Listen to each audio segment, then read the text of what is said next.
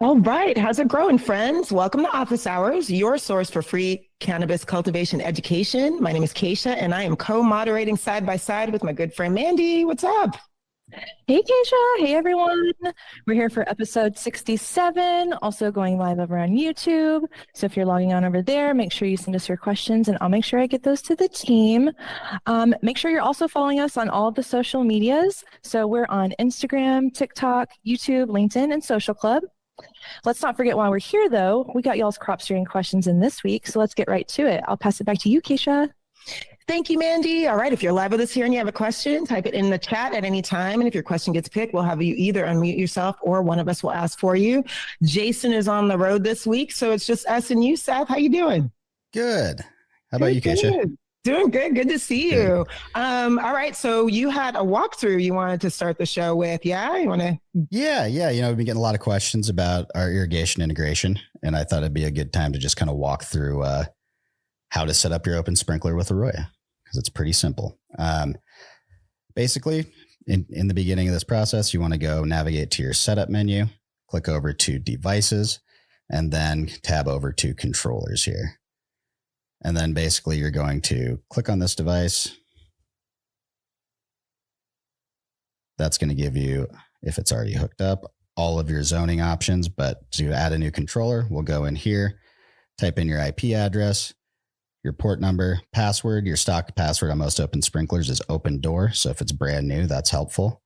Right here, we just choose which gateway that is on the same local area network. So if you have a bigger facility or multiple networks for different areas of the facility, make sure you're on the same local network and then give your device a name. After it's connected, you'll have confirmation here. You'll see how many channels you have connected. If you have an expansion zone, that'll be reflected here. And then you'll have access to this menu in which you can set a room for each zone or each port, and then the zone in that room that port's attached to. Then you've also got the option to set a master zone. Usually that corresponds to a pump control or a master valve control for the room. In this case here, I don't have that. I just have a relay controlling a pump because I only have one irrigation zone. But you can expand this out, I believe, up to 72 zones total. And then you can also choose to run in sequence or at once. I will warn people, though, typically open sprinkler does not like to run 8 zones all at once. You run into a voltage issue. So in sequence. And if you have a big room, you're running them in sequence anyways, because you can only irrigate so much at a time. Now to find your irrigation schedules, you'll go to your room dashboard. And then on the right-hand side, we've now got the irrigation button once an open sprinkler is tied to this room. If I go in here, I can access my harvest group schedules. I don't have any harvest group schedules going right now, but I do have a room schedule. If I go here and click this schedule, you can see my basic P1 setup. I've got it turning on at 10 a.m. because lights on at 8, 3 minutes, 4 times, repeat after every 30 minutes. Here it is represented throughout my day, 12-hour cycle. And then if I had just made this, I'd hit review and save. I'm going to go down here. And to start that irrigation cycle, I'd go ahead and hit resume right here, which will activate it in the room. Or if I want to turn it off, I would go ahead and hit pause.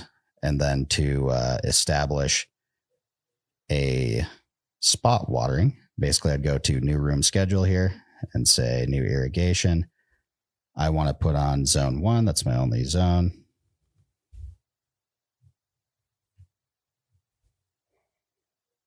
I would hit next.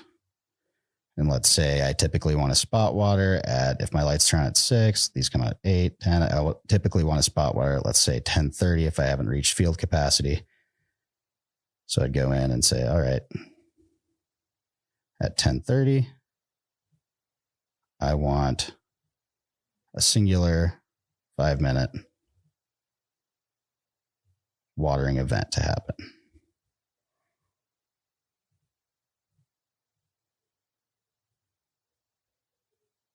Go ahead and save that. And then when I want to turn that on, I'd go in here, hit play or resume. That's going to turn on that spot water schedule. And then remember that each of these schedules is running daily. So if you want to run just a spot watering, wait till after that spot watering is done and then turn it off for the day. That way it doesn't accidentally roll into tomorrow. And what's cool about this is you can attach these irrigation templates to your harvest schedules.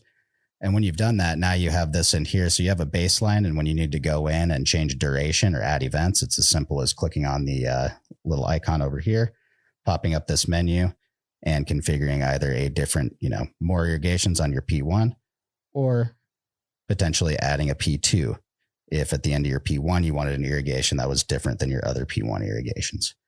So a lot of flexibility, a little bit easier to use in the Open Sprinkler UI and very intuitive. And I just wanted to go over that because I've been noticing more and more people getting excited about it. So glad you gave us that overview, Seth. And it's a good reminder for folks out there. We did debut this feature not that long ago, but some of our clients out there might be kind of missing out. Maybe they're not aware of it. So maybe what's one of the key things that clients who are not using this right now, what are they missing out on?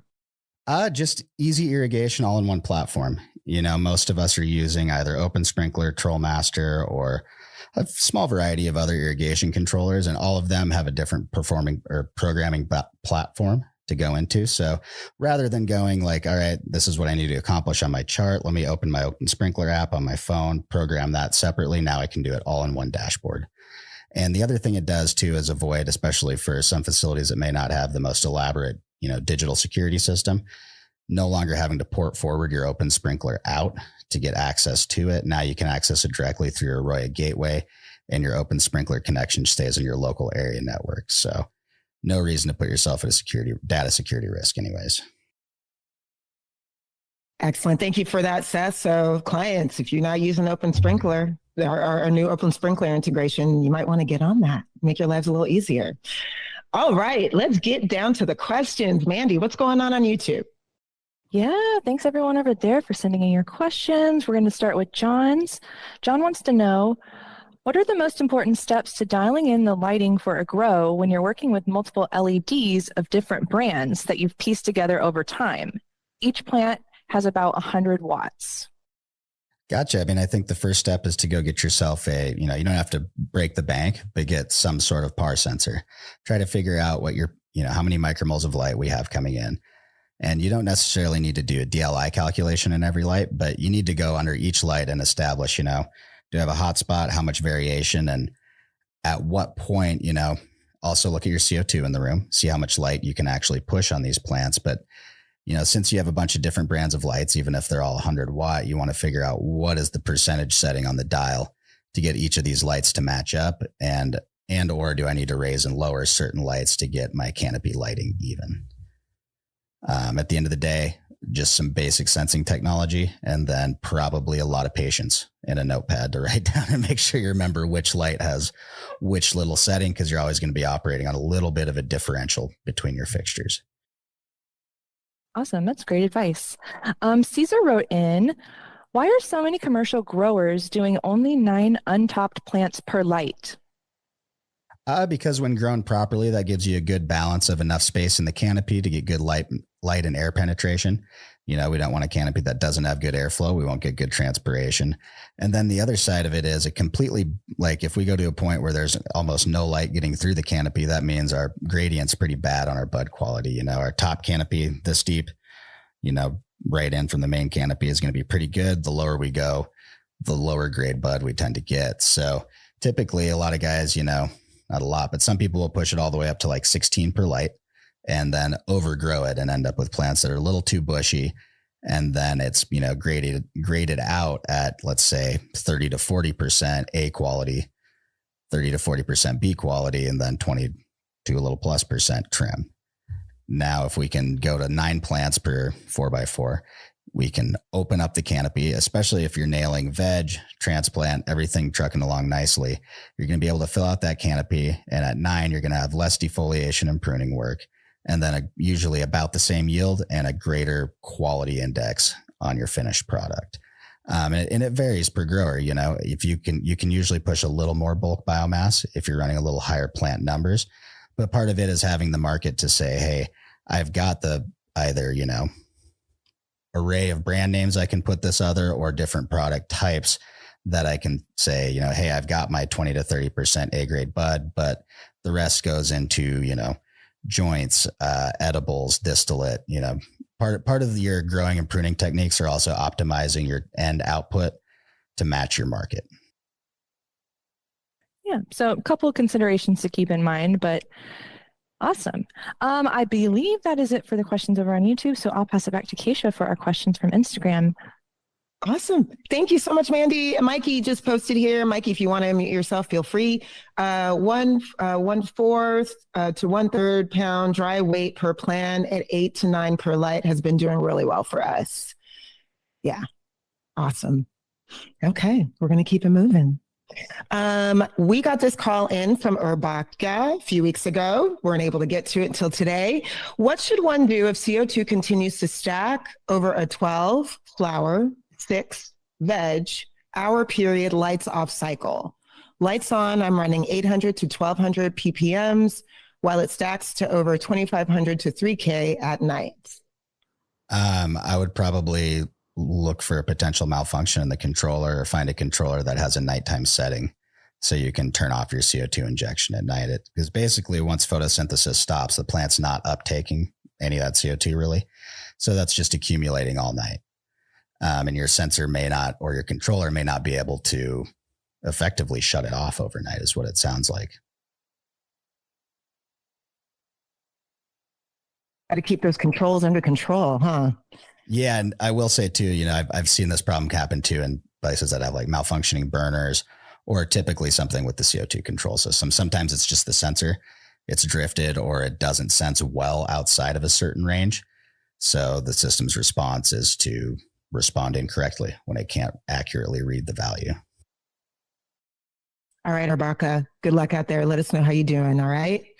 Okay, moving on to the next one. Anthony submitted a question. They wrote in, after your first 4 shots and you reach field capacity, if you reach that within the first 2 to 3 hours, do you not water again until the next morning? So if we're looking at, the time that the plant's going through stretch, that's exactly what we want to do. Basically, water over ideally a 2-hour or less window and then push that long dryback. That's what's going to give us that generative node stacking that we're looking for. And then once that stretch is done, we're going to flip over into bulking where we stretch that window out a little bit and then try to optimize our irrigation strategy to make sure all of our plants are receiving as close to the same care as possible. All about that uniformity. All right. Coming up next here from Super Cotton Mouse, they wrote in, could you ask about converting bulk EC to pour water EC? I think they're just kind of wondering how to do that. So, basically bulk EC is what we're looking at in solution. We've either got bulk feed EC or bulk runoff EC. We're looking at a liquid solution. Pour water EC is what we're seeing in the actual pores in the media. So there's not really, we could probably find a mathematic conversion to do that. The real way to do it is to actually measure that pour water EC. And if we're looking at a pour water EC would be the bulk EC that we're measuring in solution inside the substrate. And at the end of the day, that's what we want to see is an actual comparison between what is our input EC, what is our EC in the media pores, what's going on there. Are we stacking salt up in there? Are we washing it out? And then looking at our runoff EC, we can start to determine like, hey, do we have any channeling going on? And then we're looking also at pH there to see, do we have any pH drift happening and trying to analyze what's going on inside the plant. The reality of some of that runoff though, is like, if we're looking at bulk EC in the runoff, we're just looking still at salinity. We're not actually evaluating what is running out of there. And that's where pH comes in to kind of tell us where we're at as far as plant nutrition goes inside the root zone. Everything really is connected, isn't it? All right. Sending it over to you, Mandy. What's happening on YouTube? Yeah, Hector has a question. How much ppm of nitrogen in solution do you suggest that I use so that it doesn't disturb flower development? Also, for EC and substrate, does it have the same increase over time in the plant life cycle like DLI does? When we're looking at nitrogen ppm, where to start there, I guess? Are you using calcium nitrate? What's your source exactly? And then looking at also what is the ratio of that nitrogen to your phosphorus and potassium.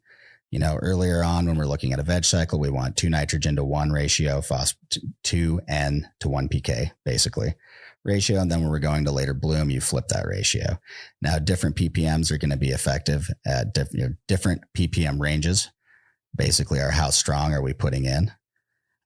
Typically you can have kind of a wide range of that. It's just going to affect the EC level that you're seeing. So as far as PPMs go, we're typically running around, 3.0 EC, which is 1500 PPM on a PPM 500 scale, which is most commonly used.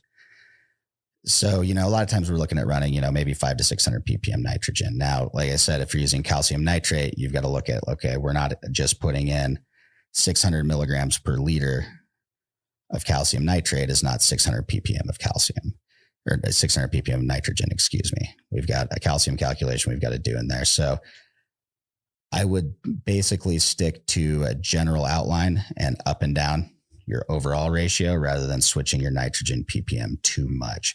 And if you're really looking at how to do it, you can go copy a bunch of different feed formulas out there and feed charts that will tell you the same thing. Awesome. Thank you so much for that. Tyler wrote in, should I try to catch runoff and measure during the feed or pour RO through after irrigation runoff? How high should I let runoff EC rise during gin and veg before thinking I need to push more runoff? Any advice? That's going to be tough. My best advice would be to go get yourself a substrate sensor so you can actually see what's going on in the root zone. And part of the reason for that is when we're talking about runoff, we've got to look at do you have any channeling going on? Because if we've got channeling, our runoff's going to be a lot more reflective of the feed EC than it is going to be of anything that's actually going on in, because that water didn't have time to homogenize with the nutrient solution in the block. Therefore, it's not going to pull any of the ions in the block out and tell us any change. And when we're looking at runoff EC, typically we don't want to see it drift higher than 4 or 5, but that's very dependent on what you're actually running in your root zone. And a lot of times those don't directly correspond. You're going to be a lot better off taking the accurate measurement than trying to deduce how much your plant is feeding off of runoff measurements. The big thing we're looking for is stacking above. We like to see a little bit higher runoff in the higher EC in the runoff than the feed. And then we also want to see that pH roughly stable to maybe slightly lowering a little bit. We don't want to see it drift up too far, down. My biggest advice is if you're at this point in the game, go invest in a Solus. It's going to keep you from chasing your tail so much. I spent years trying to analyze that. And when I go back and look at my daily data, it's like, okay, this is spread out among a bunch of plants. Some have channeling, some don't. Some are getting runoff every day. Some are getting runoff every 3 to 4 days. So trying to get an accurate evaluation of that runoff is really, really tough. And it's better to rely on better data collection methods rather than just stick with that. And you can get decent results, but basically part of what allows growers today to run higher EC is using substrate sensors, because we can directly see what's going on, and that's part of it too. Like if you go to take a bulk EC measurement using deionized water or RO water, that's not going to be quite as relatable as using a charged solution to pull a runoff sample. And then on the other side of that, if you were to run, a bulk EC extraction, so deionized or RO water, the way we do that in a lab is to go take a sample of that soil or that media, take it into the lab, do the rinse, and then do the measurement. Now, if we do that kind of technique, we're either pulling media out of an already small pot, or we're rinsing a bunch of EC that we've spent all this time putting into the pot out of it. So it's kind of a risky move trying to sample runoff too much, and especially with RO water in application. If you have a lab facility and that's what you're looking at, that's an awesome way to analyze it. I'd love to be able to do that. But then at the end of the day, how many pots do you have to take a sample from every day to do this washout? And where can you sample from the pot? Because the other side of that is if we're looking at soil sampling, we'd be using cores. That's also really not good for your 1 to 2 gallon cocoa pot to just take a 1-inch core out of somewhere in the pot all the way from the top to the bottom. Awesome. Thanks for that, Seth. And thanks for everyone for sending in your questions. We're going to keep going down the list. Caesar wants to know, how often should I feed nutrients in cocoa? I see many growers who only feed twice per week and the other days only straight water. Essentially what you're doing there is typically running a pretty low EC strategy, which is not necessarily the worst thing ever. You're just you're not taking advantage of that osmotic pressure in controlling stretch. Now, when we're talking about cocoa, it does have some cation exchange capacity, meaning it can hold on to some nutrients a little bit compared to rock wool. not very much. But another thing you can look at too is saying, okay, if I fed a 3.0 one day and I had the ability to really limit my runoff, I'm, basically, if I'm not pushing any of that salt out of the bottom, there's only one place it can go, into the plant, right? So if I've charged that up, I can keep getting it wet and maintain a level of salinity in there. But basically you're loading it up and depleting it over and over and over. And typically what that means is you're staying at a low EC and riding on just, not necessarily the ragged edge of deficiency, but again, we're not pushing it quite as hard as you could be the other way. And where that comes in though is it, traditionally, we'll go back to the liquid nutrient discussion, but it ties in. If you're buying liquid nutrients, you probably aren't buying as much fertilizer, which means you probably aren't investing as much into sensing technology, which means running a high EC is much riskier for your operation. High EC has its benefits, but it also is a lot tougher to manage pH and can definitely lead you down some confusing roads when you're trying to diagnose plant health and you've got high EC, high or low pH, and then, other issues associated with a potentially very tall EC range throughout your dryback. And if you don't have eyes on that, it can be very difficult. It might be like, is it a pH problem? Oh, I think so, but I don't know what's going on in the substrate. So I don't know if it's pH or did my EC massively fluctuate today? So that's really getting that baseline down is pretty important when we're trying to determine things like that. Yeah, it's super important to keep in mind. Awesome. Thanks, Seth, for that. Indie Bud wrote in, I got so much knowledge from you guys and I can't thank you enough. Oh, that's super nice. I'm going in on my first run. I'm in cocoa. I have 2 rooms and 1 sensor. Will I ruin my grow if I just water 2 times a day till full saturation? What kind of advice can we give in that situation, Seth? Would you mind repeating the media that he's in? Yes. Cocoa. Okay. So it depends on what size pot you're looking at. If we're trying to run generative in a properly proportioned plant to pot size, we can hit that 22-hour dryback. Bringing it to saturation twice a day is, depending on how many shots you use, is not necessarily particularly vegetative, although it definitely is a little bit when we're opening up that irrigation window.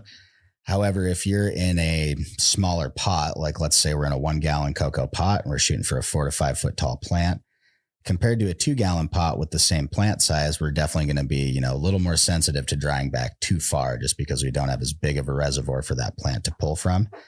And in that case, that would be where you're going, hey, I know I'm going to over dry if I go for that 22-hour dryback. So at the end of the day, I need to put on a shot to correct how much I might over dry. Well, if the media you're using, like let's say you have a cocoa that's hitting 44 or 45% field capacity and you're hitting a 25% dryback, or let's say an 18% dryback by the end of the day. All right, you're already getting down fairly low and you're going to over dry by another 10% overnight. Your safest bet might be bringing it back up close to field capacity. The danger there is pushing extra runoff for no reason. So that's something to think about. If you're approaching field capacity later in the day, are you going to rinse out extra EC? And do you need that second full drench to really ride it out till the morning? If you're not going to over dry your plants, it's probably not necessary to bring it back up that far. And, maybe you could be a little more efficient with water use that way. And also, like I said, possibly monitor your runoff better and maybe allow to get a little more control over how your EC is stacking inside the pot. Awesome. Thank you for that. I'm going to keep going down our list. Nosticos wrote in, do you think running my room at 1800 ppm CO2 is a waste of money? And what week would you start to taper CO2 in flower? Thank you for all the info, Seth. So CO2 is always going to be directly proportional to how much light's going into the room, right? And then also our ability to give it enough nutrients to support that level of growth.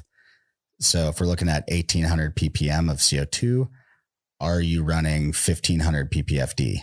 And at that point, that's pretty high. There's not a lot of people pushing it quite that far. But that would be the case. Like that's when you would need that much CO2. And, our basic rule here is about ppfd plus 250 in ppm. So anytime you're actually thinking about decreasing your CO2 amount or increasing it, it's always directly proportional to your lights. So if you're looking at, hey, I'm actually dimming my lights in the last week of flower, you can pull your CO2 pack quite proportionally, and basically at the end of the day, if you say have, what's really common, about 1,000 ppfd at canopy, 1,800 would be just pretty much venting money out into your atmosphere for sure. The cost is probably not something that's going to kill you, but it's definitely one of those spots where you could tighten up and find a little cost efficiency inside the system you're running. It's all about controlling those input costs. Awesome. Thank you for that, Seth. Tyler has another question. We use 2-gallon cocoa, peat, and perlite from start to finish with 2-week veg. Only need to irrigate during veg 3-ish times. Is it worth it to use 4x4 cubes for veg and put those into 1.25 gallon cocoa for flower? What do you think, Seth? Yeah. That's actually not a bad plan. I find with the 4-inch pots, even if I was just transplanting those straight into a bigger pot, I'm getting a lot easier veg in terms of effort on my part, because it's much more difficult to overwater that small pot. And it allows me to get a much faster root in when the roots only have to colonize a 4x4x4 space. And basically, instead of watering 2 or 3 times in a 2-week veg, I can start watering pretty much a day or two right after transplant, especially with a high perlite concentration in there. And what that does is allow me to have just a little bit more uniform crop when I'm not waiting for them to push roots nearly as long. And then also, one thing we see is that transplant has a pretty good hormonal reaction in the plant. We go from that 4x4 and put it into a bigger media. Basically, root growth has to be driven by auxin production. So when our roots are growing, that's also putting the plant into a hormonal state that once those roots can support it, the upper part of the plant is also going to grow much faster. So that's kind of part of why you see, not all the rage, but this bigger movement towards stacked media. And if I were going into a 1.25 gallon cocoa pot, I would be looking for like a 0.3 gallon cocoa pot that I can just set on top of there. And that's got 2 benefits. One, those roots go down out of there faster and more aggressively. And it allows you to pulse those roots by putting your irrigation in that top pot, pulsing it down through. Those roots are going to follow that water movement. And you're also keeping that plant up there healthy. And then it's also less labor. It's easier. Like you can make a 6x6 cocoa cube work through flour, and they're a great medium choice. Yeah. And that's absolutely true as well. If you're at a 2 gallon, it's a good point, Mikey, and you're going to a 1.25, you might notice your veg time also is a lot easier, even with the 1.25 compared to the 2 gal. So it might be worth giving that a shot before going too crazy with mixing it up. Awesome. Great question. And Mikey, awesome feedback. If you can make a 6x6 cocoa cube work through flour, they're a great medium choice. Great. Love the knowledge sharing on the show. I'm going to keep going down our list. Let's see who's next. Caesar has a question. With a good nutrient base, are supplements really necessary? I see many growers who put too many bottles into their reservoirs. I mean, yeah. Yes, you nailed it. If you've got a proper nutrient base, you won't need to be supplementing things. There are certain things that don't mix well in solution than others. Like, there's a reason CalMag is usually a separate liquid. It's because it doesn't make a good salt mixture with other components. Same with most silicate supplements. So, the answer is yes. I mean, you can put in some other supplements if we're growing purely in a hydroponic system, though. Basically, most rock wool. Our goal is actually, not to have the most biological activity in the root zone. We're trying to skip all that and give the plant direct nutrients. And going to a high level of additives, there's a certain point where we've gone past our basic plant essential elements, what we call nutrients. And that's where we're diving into some of the world of like, some of your like molasses-based products, aminos, and other things. And some of those products have a lot more efficacy in really actual living soil type applications, because what you're doing is feeding a lot of those microbes in there. If we're putting sugar and carbohydrates into the soil, a plant can't uptake carbohydrates through its roots. But if you have a bacterial community down there that's going to produce some of the different things that the plant needs, or be able to metabolize phosphate and things like that, that's what we need to feed. Most of our commercial situations like that, we're not dealing with trying to put too many additives in, because it makes it much more difficult to maintain your irrigation system. And, you nailed it. We're trying to provide in this solution that is ideally specialized mostly for plants and not a bunch of other things that we don't want to grow in the room.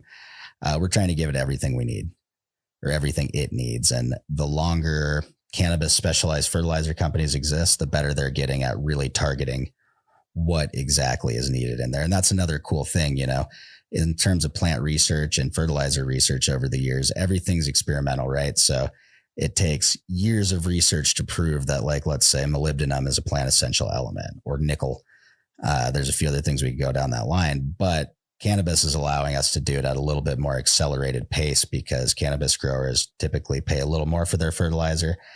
And we're going, you know, I always say it, we're approaching this from the high input side and trying to make it a little bit cheaper rather than approaching it from what is the cheapest possible way we can get any kind of crop out, rather than, you know, there's a level of quality in cannabis that's really pushing the suppliers of fertilizer and, you know, everything in the industry to constantly up their game and try to stay on the cutting edge of science, you know, as compared to a lot of the bigger ag world where, I mean, we've got tried and true products, you know, 2,4-D. If you're talking to anyone that sprays fields, that's been around a long time. It's still in use in a lot of places. Cannabis, things progress faster. So it's getting better and better all the time. Trying to get less bottles to put in your tank. That's for sure. Such a great industry to be a part of too. It's always changing. That's a great question. And thank you for that advice, Seth. Tyler has a question. What generally causes re-veg foxtails in weeks 5 to 9 of flower? A couple things, you know, if you're seeing it just on the higher, the colas on your plants, the top nugs, a lot of times heat. Just go get a thermometer out there. And if that nug's 85, 86, 90 degrees at the surface level, that's probably pushing a lot of that foxtail formation, especially with certain genetics that are more susceptible to it than others. We can also look at, you know, repeated bulking stimulation in the plant. So basically some plants genetically will respond to repeated bulking by continuing to veg, especially in combination with running a higher nitrogen concentration later in flower. Yeah, I've said this before, and I'll say it again. There's a good reason that a lot of older feeding schedules would really back off on nitrogen after like week 4 or 5, and even, you know, week 3, 4 sometimes, just because in certain plants that calcium nitrate will have an auxin-like effect. It'll cause the plant to continue to stretch. So that's part of that foxtailing, is when you're pushing vegetative growth with nitrate and repeated bulking signals, that's telling the cells in that plant to stretch out. And also in plants that are genetically predisposed to it, start forming those foxtails. So a good place to start is to see, hey, am I seeing, you know, I always check temperature first, because that to me has been the one of the biggest reasons I've seen it. Typically it's like, hey, why is it just in this corner of the room? Like, okay, that's where the dehu is blowing down, or we just can't get it cool over there. All right, that's a good sign. If it's on every single bud all over the plant, and a lot of times you can see, I wish I'd had some pictures here to show, if those foxtails are, you know, pretty mashed down together and you're not seeing a whole lot of pistils coming out, you're just seeing mashed, basically bracts stacking up, that usually leans a little bit towards that late nitrogen condition. Whereas the classic loose foxtail with just a little stem and a couple of bracts on each side shooting up, that's a lot more of that heat leaning genetic response. Man, foxtailing. It's a crazy topic to talk about, but write that down, growers. Awesome. We're getting the questions over on YouTube. Tom wants to know, and this has a couple of parts to it, so hang in there with me, Seth. Tom wants to know, hello guys, thanks for all the great info. I'm currently in veg with 18-inch tall plants in Delta 6.5S. I'm looking to transplant into 2.5 gallon cocoa bags. What would you say would be a good initial irrigation strategy for the root in process? I was thinking about continuing with the current irrigations I'm doing until I see a 15% dryback in the cocoa bag, then switching to sizing the shots for the cocoa rather than the 6.5s. I am just a little worried the cocoa might wick too much moisture from the 6.5s. The cocoa I will be using only has 40% fill capacity. Any advice for him? Yeah, I mean, the first thing to start out with, make sure gravity is your friend. Don't actually bury that cube too deep in there. You know, if you have a 4x4 by 2.5, don't bury that in, set it right on top, and then put your emitters right into that rock wool cube, especially for that first week or two. because what you can do is basically you're going to push water through that down into your cocoa. And yeah, you nailed it. You're going to do the smallest micro irrigations, you know. Basically though, what I would suggest is 1% of that cocoa volume once a day until you start to see that dryback fall. Once you passed about 6%, you might hit it with 2, as long as you're seeing that line continue to fall.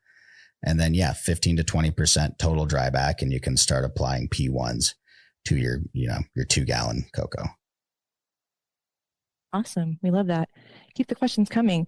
And then Mikey just gave a comment. Give your roots space to grow down and allow the cube to vent moisture out of the top of the cocoa. It's good advice. Yeah, I really want to stress, I've talked to quite a few people, and that's been their biggest hiccup with stacking media, is resisting the urge to bury that in there. You know, your Rockwool cubes have the little aeration stripe or aeration gaps on the bottom, the little ridges. The flatter your cocoa can be, and if you can still get oxygen into there, then that's the best you're going to do as far as preventing that wicking. Awesome. Thanks, everyone. I believe that's it for the questions on YouTube. Thanks, you guys, for all of those. Keep them coming. But until then, I'm going to pass it back to you, Keisha.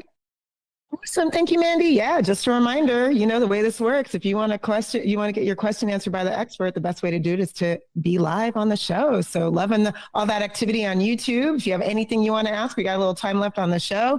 I'm going to go to this YouTube question here we got a couple weeks ago, but didn't get to.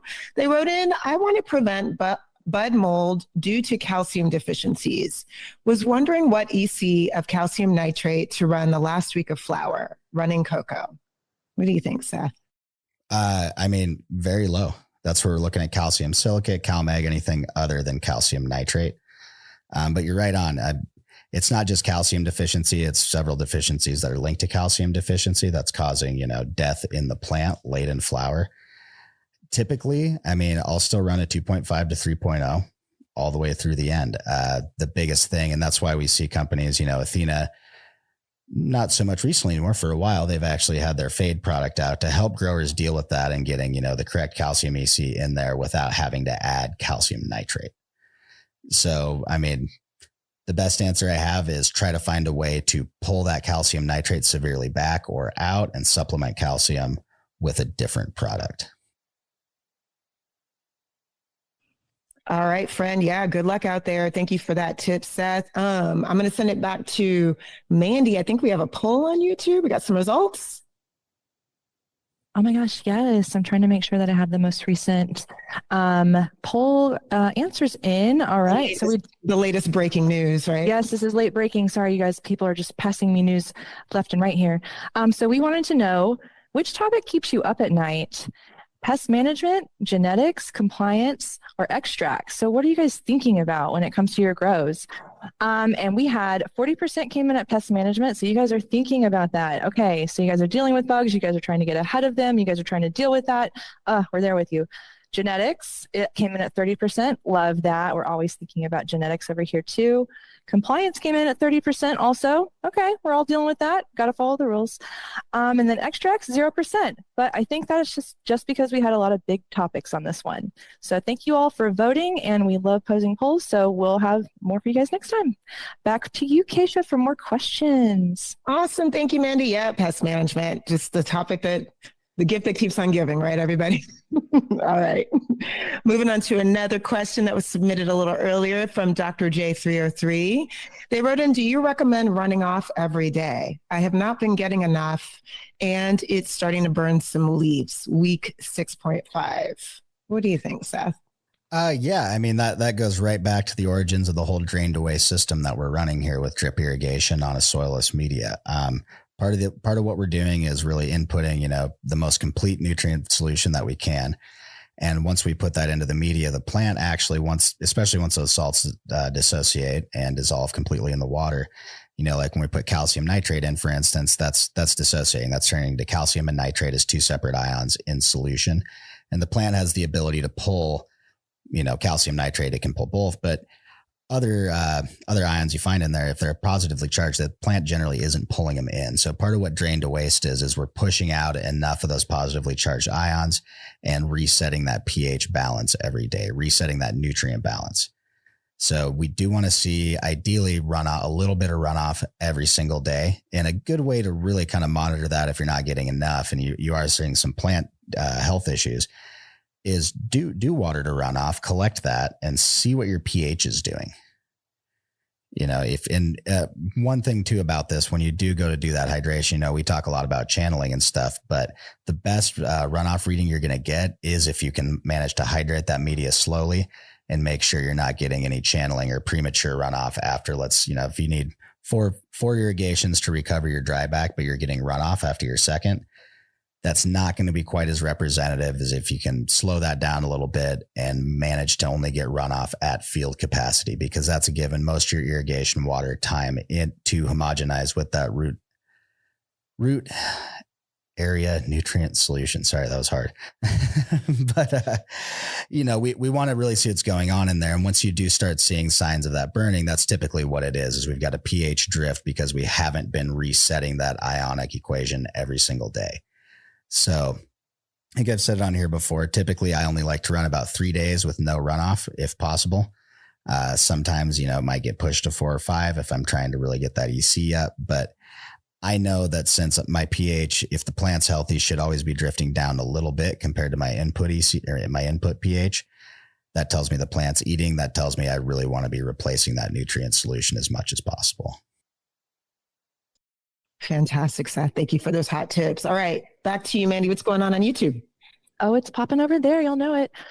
Rocket Bud Farms wants to know, how should I water my pheno hunt with all plants on the same line? Thanks for all the knowledge. You guys are amazing. Step one, take it for what it is. It's a pheno hunt. So try to have somewhat of a rigid timeline where you say, hey, when we're hunting phenos, we just follow this standard procedure. And then, realize that you do have all these different genetics on one system. And then when you are doing pheno hunts, there's a few things to consider too.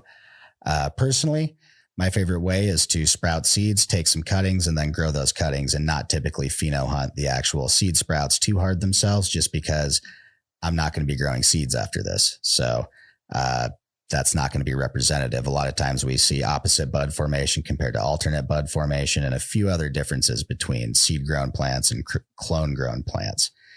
So that's a good spot to start. That's also going to keep, a little bit more management on your media size. Like if I'm starting from seeds, I've got a taproot in play. I typically want a little bit different pot style and size than if I'm going from clone.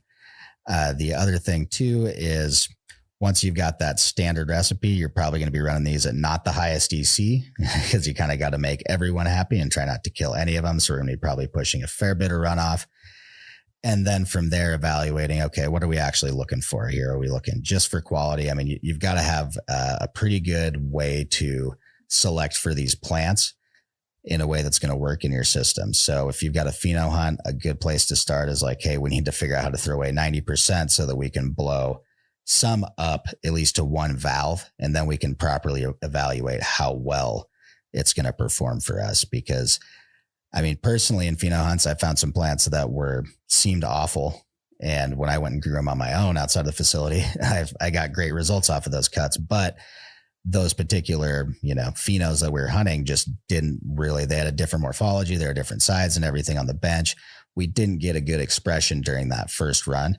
And I think that's something you just got to be aware of and try to sometimes limit your pheno hunt to only so many different phenos at a time as well.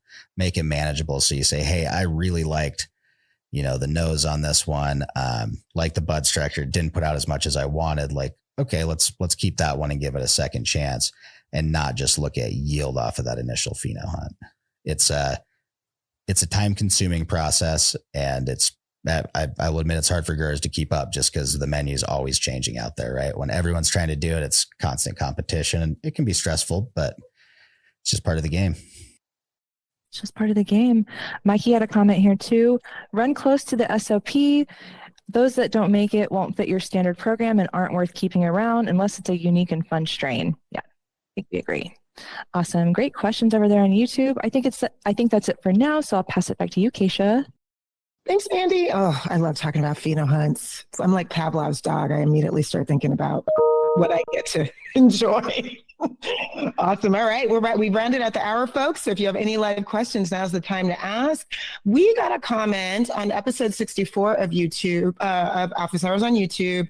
And I wanted to run this one by you, Seth. You were also on that episode. But basically, you were talking about how dryback is the sum of a lot of different factors: VPD, heat, light source, and what is that immediate the immediate 2 millimeters around the leaf surface. So Peter wanted to get a little bit more information. He wanted to understand that a little bit more. That immediate 2 millimeter around the leaf surface. Please enlighten me. Okay, so what's affecting the plant in terms of transpiration when we're talking about that leaf surface, like just that immediate zone right around the leaf, basically?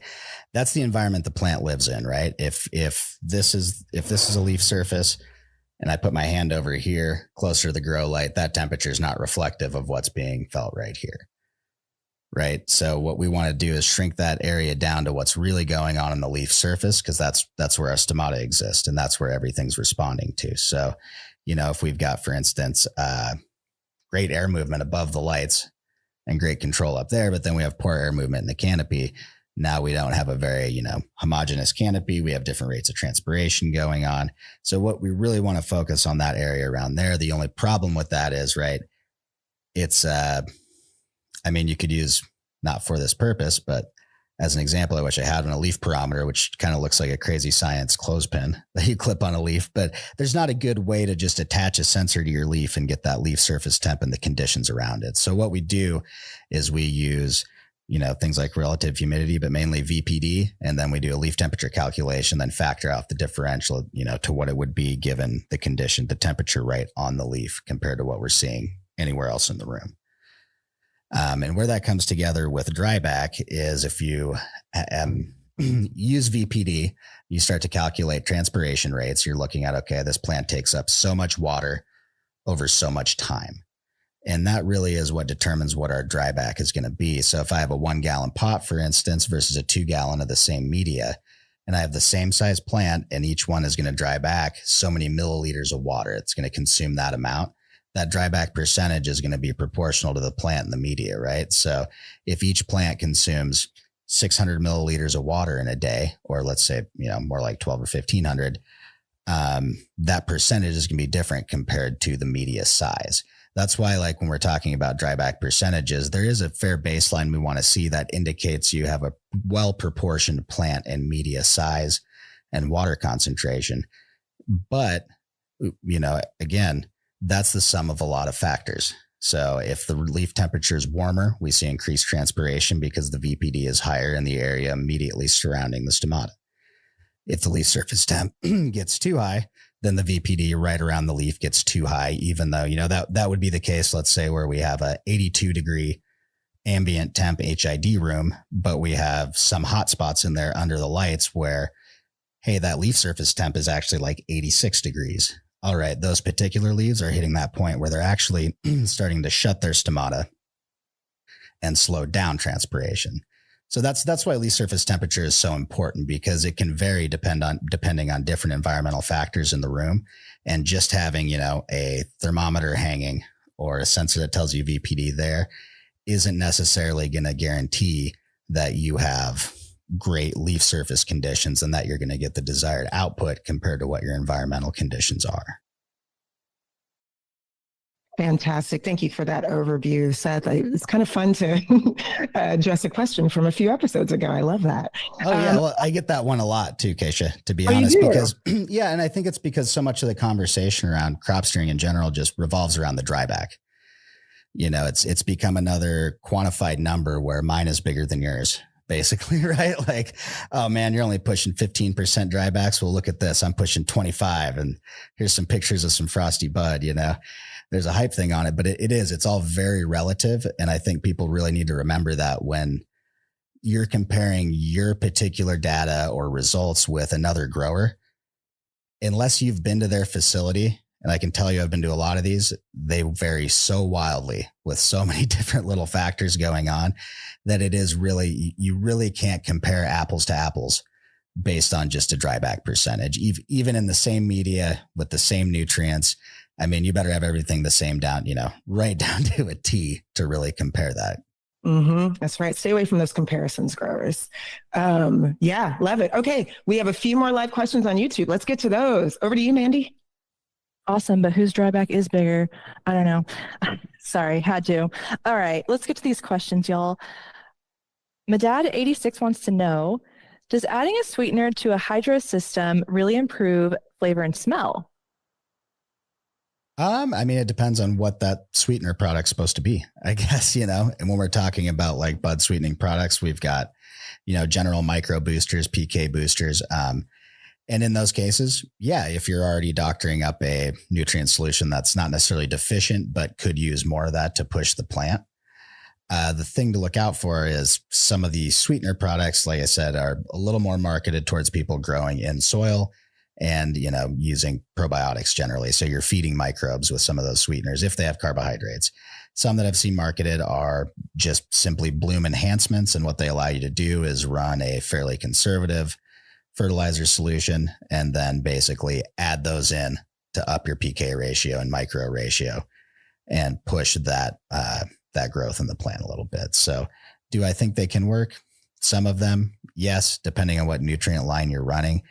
Is it the end all be all in that nutrient line? Probably not. That's like a finishing touch on having everything else dialed. So you're actually getting, a healthy plant in at week 8 or 9 and not one that is already dying from, an osmotic shock or something else like that.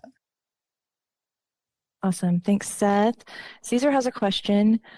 Do I really need to fade, or as long as I follow the Athena feed chart, will I be fine? It highly depends on the strain. That's the way to put it. Basically, we do a lot of talking on this show about like late nitrate availability for plants. Some plants will respond to that late nitrate availability in the root zone by taking it up and expressing more vegetative growth, i.e. new bracts, white pistils, etc.